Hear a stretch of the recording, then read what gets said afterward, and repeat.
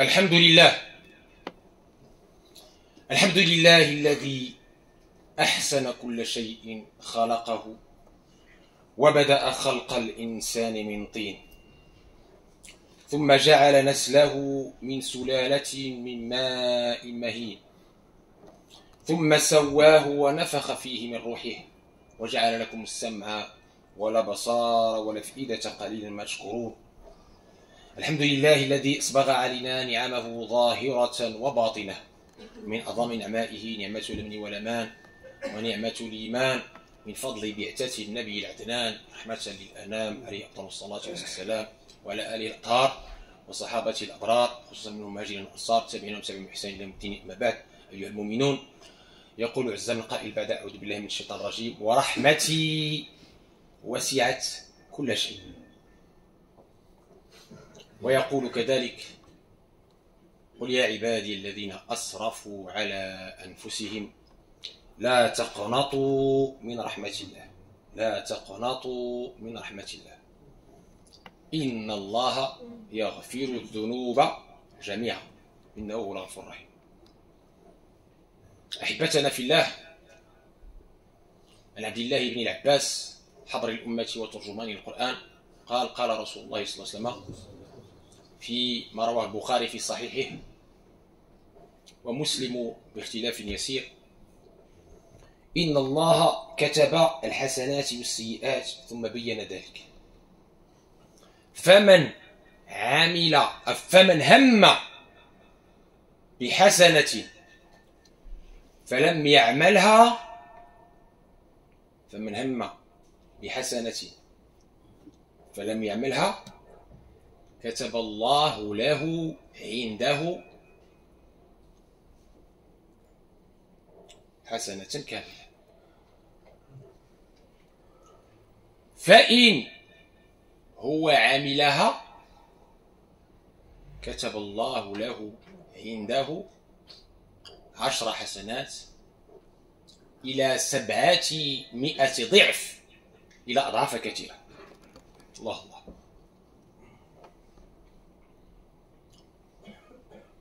ومن هم بسيئة فلم يعملها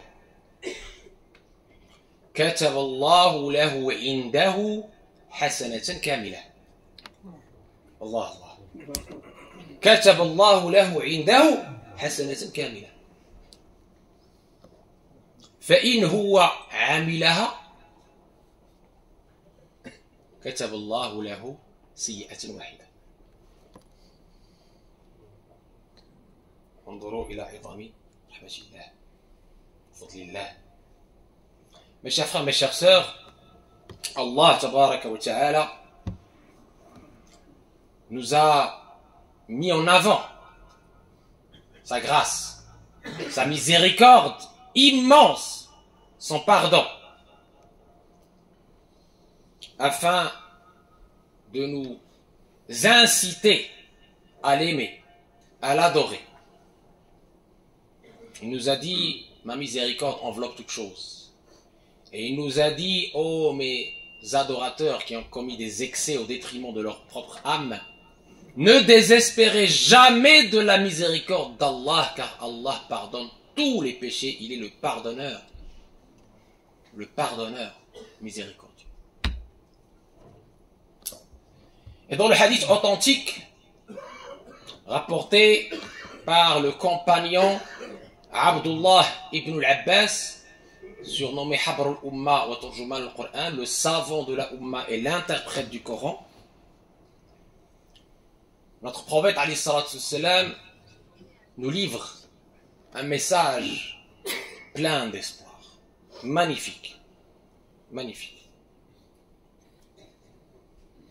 Il nous dit: Allah a décrété, a écrit les hasanat, c'est-à-dire les bonnes actions, et les sayyi'at, c'est-à-dire les mauvaises actions. Puis, il vous détaille ce qu'il en est, comment ça se passe. Et donc, le prophète alayhi salam nous dit: quand vous avez une résolution, une intention de faire une hasana, d'accomplir une hasana, c'est-à-dire une bonne action, et que vous ne l'avez pas fait, vous ne l'avez pas fait, par manque de temps, par impossibilité, tu avais l'intention d'aller au Hajj, finalement tu n'as pas pu, tu avais l'intention de visiter un voisin malade, finalement tu n'as pas pu, mais puisque tu avais cette résolution, cette intention, il nous dit, alors, même s'il n'a pas fait, Allah, dans sa miséricorde, lui comptabilise, lui compte une hasana tout entière, une bonne action tout entière, hasana kamila, sans qu'elle soit diminuée. Ensuite, le prophète nous dit, et s'il l'accomplit, alors elle sera comptabilisée fois 10, fois 700, et plus encore. Conformément au verset coranique, مثل الذين ينفقون أموالهم في سبيل الله كمثل حبة أنبتت 7 سنابل في كل سنبلة 100 حبة والله يضاعف لمن يشاء 100 في 7 700 وزيد الله يضاعف لمن يشاء بفضل الله وكرم الله. Très important. Ensuite, ce hadith authentique rapporté par le Bukhari et aussi Muslim est magnifique parce que le prophète al-Salam continue dans ses cadeaux, dans cette grâce. Et il nous dit, et quand l'adorateur, le serviteur, le fidèle a la résolution, hamma, l'intention de faire une mauvaise action, mais finalement il ne la fait pas. Il ne la fait pas. Il a réussi à combattre son nefs, réussi à la combattre, nefs. Il ne la fait pas finalement. Qu'est-ce qui se passe pour lui? Allah, dans sa générosité, dans sa miséricorde, lui inscrit hasana kamila. Hasana kamila. Une bonne action complète. Alors qu'il s'apprêtait à faire une mauvaise action. Mais comme il s'est abstenu par crainte d'Allah, parce qu'il a fait l'effort de combattre son nefs, on a parlé déjà de nefs et ses ruses, cette âme charnelle, cette âme instigatrice du mal, et bien comme il a réussi son combat, il a vaincu sa passion, Allah lui inscrit une hasana complète. Allah. Ensuite, il nous dit, et si maintenant il fait cette mauvaise action, alors Allah lui inscrit une seule mauvaise action. Une seule. Sayyi'atun wahid. Sadaqa Rasulullah sallallahu alayhi wa sallam. Vous voyez ainsi, mes frères et sœurs, cette immense générosité. Alors ce hadith, الحديث طبعا الحال فيه دروس كما جميع الأحاديث. أول درس أول حكمة أول ما نستفيد منه خصوصية الأمة المحمدية. Première chose qu'on déduit de ce hadith magnifique, c'est la spécificité de la Ummah muhammadienne. Ce cadeau n'est donné que la Ummah de Sayyidina Muhammad. Avant, les communautés avant nous n'avaient pas ces cadeaux-là. C'était beaucoup plus dur. Alhamdulillah pour cela. Louange à Allah pour cette spécificité, pour ce cadeau à sa Ummah. الدرس الثاني أحباب الله أحباب رسول الله. الدرس الثاني هو أنه الله تبارك وتعالى رحمته واسعة يريدنا أن نتقرب إليه بأبواب الخير يعني كثيرة ومتنوعة. Deuxième leçon, Allah tabaraka wa ta'ala nous relate ici sa grande miséricorde, sa grande générosité, sa grâce infinie, afin qu'on s'encourage encore plus à l'aimer, à l'adorer et à faire le bien autour de nous, sachant que les portes du bien sont innombrables. Innombrables. Et troisième et dernière leçon, et je m'arrêterai là, c'est l'interdiction absolue de désespérer de la miséricorde d'Allah ou de faire désespérer de la miséricorde d'Allah. Allah nous dit ولا تيأسوا من روح الله إنه لا ييأس من روح الله إلا القوم الكافرون ولا تيأسوا من روح الله إنه لا ييأس من روح الله إلا القوم الكافرون اسمهم كافرون. Ainsi les savants ont dit, le plus grave des péchés,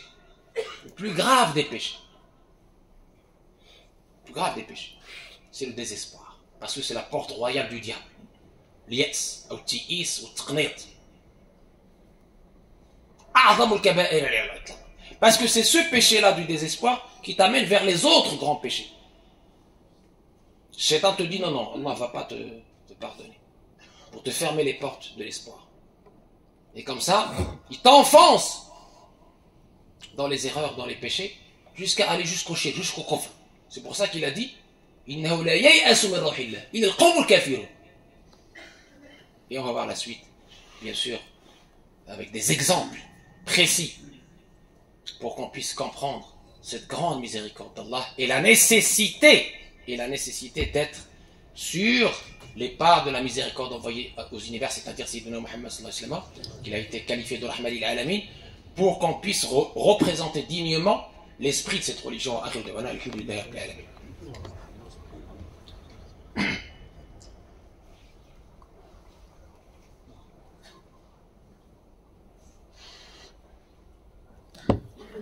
الحمد لله الواحد بلا عدد الحمد لله رافع السماء بلا عمد الحمد لله لم يولد ولم يلد والصلاة والسلام على المبعوث بالرشد وآله وصحبه المقتدين. أحبتنا في الله، الأمر عظيم،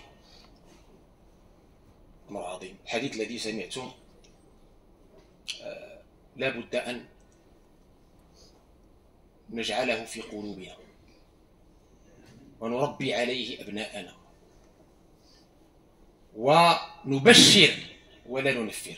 Mes chers frères, mes chères sœurs, le hadith que vous avez entendu doit nous inspirer, doit être transmis à cette nouvelle génération, à ces jeunes qui perdent l'espoir pour un oui ou pour un non, qui voient tout de suite noir,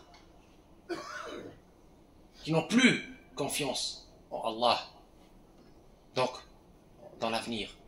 C'est pas normal, alors qu'on est des musulmans, des croyants. La foi, c'est d'abord la confiance. La confiance. C'est l'une des significations de la foi, l'iman. Confiance. Cette miséricorde, c'est sur quoi s'est bâti cet univers.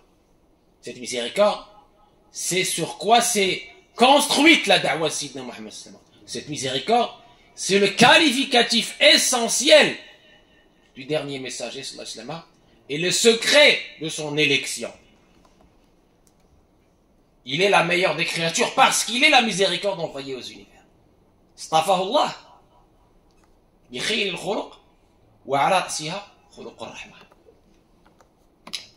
Un jour, le prophète alayhi salatu wassalam était avec ses compagnons et il y avait une maman, Sa'a ila walidiha, cherchait ça, son petit, son bébé. Dès qu'il a trouvé son bébé, il l'a pris dans les bras avec beaucoup d'amour. Elle lui donne le sein.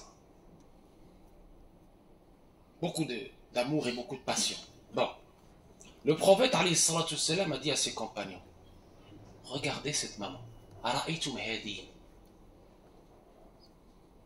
wa wajdaha biwalidiha لمحبتها لوالدها أترونها ملقية والدها في النار أترونها ملقية والدها في النار.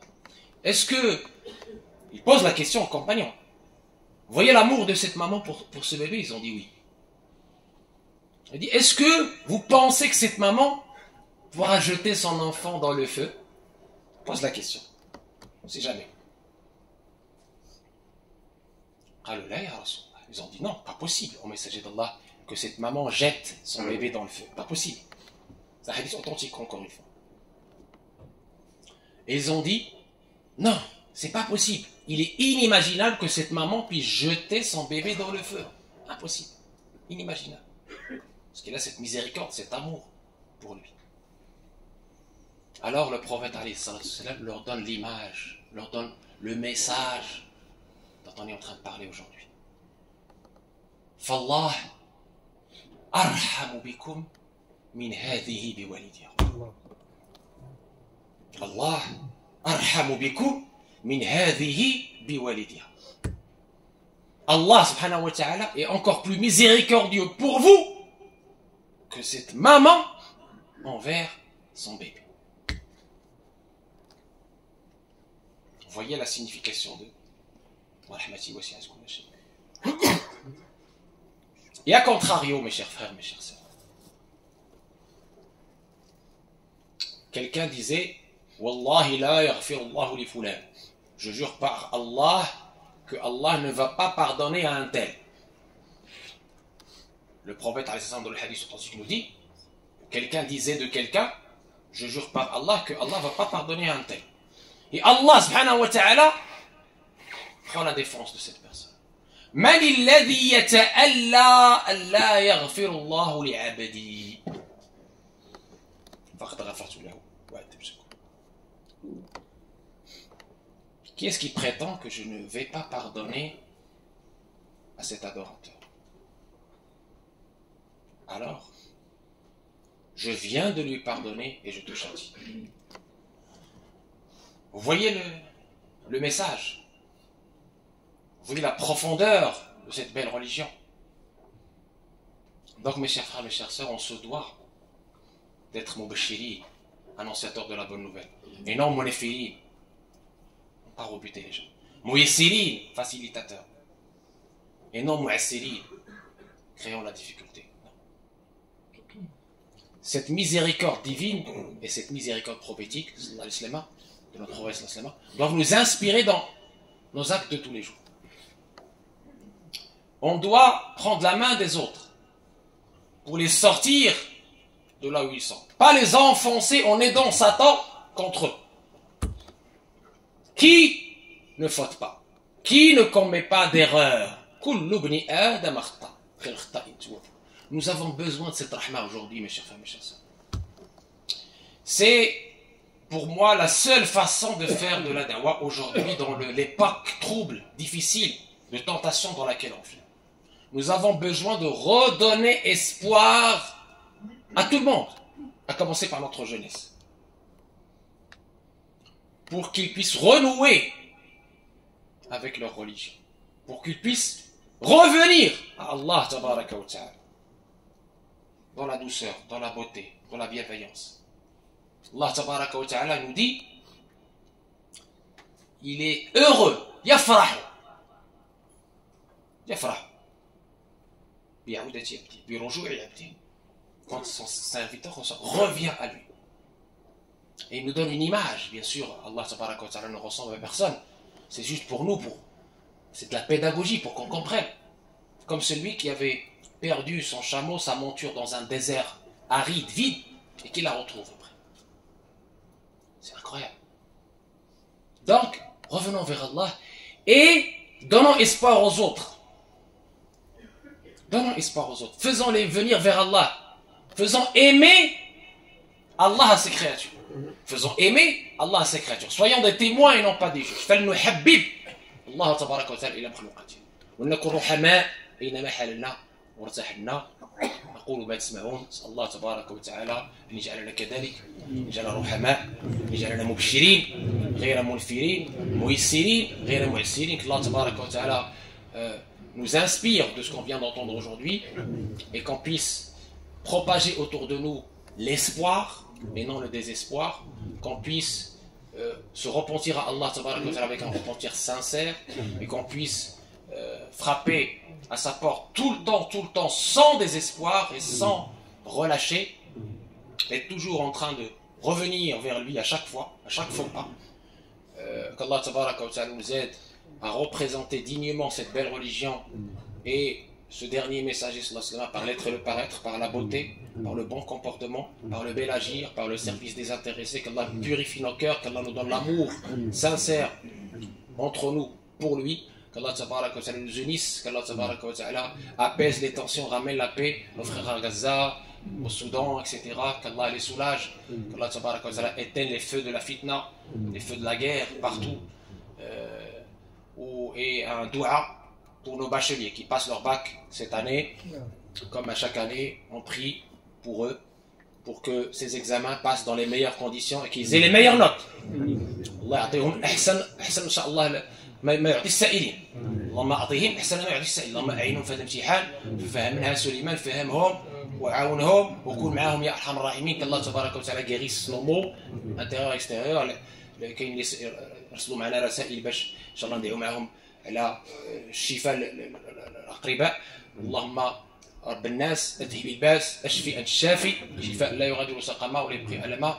عندنا كذلك اخوه التحقوا بالرفيق الاعلى الله يرحمهم رحمه واسعه، الله يجعلهم في العليين مع النبيين والصديقين والشهداء والصالحين، حسن اولئك رفيقا. وحنا الله يلحقنا بهم سالمين غانمين من شر المعصومين غير فاتنين ولا مبتلين ولا ضالين ولا مضلين. الله يحسن خاتمتنا، اللهم احسن عاقبتنا في الامور كلها واجرنا من خزي الدنيا وعذاب الاخره. هذا وكثير من الصلاه والتسليم على مكثرة الصلاة والسلام حين تحط البصار وتنال منازل الأبرار وترفع الدرجات وتستجاب الدعوات. إن الله وملائكته يصلون على النبي يا أيها الذين آمنوا صلوا عليه وسلموا تسليما. اللهم صل على سيدنا محمد وعلى آل سيدنا محمد كما صليت على سيدنا إبراهيم وعلى آل سيدنا إبراهيم، وبارك على سيدنا محمد وعلى آل سيدنا محمد كما باركت على سيدنا إبراهيم وعلى آل سيدنا إبراهيم في العالمين إنك حميد مجيد. قوموا إلى صلاتكم رحمكم الله.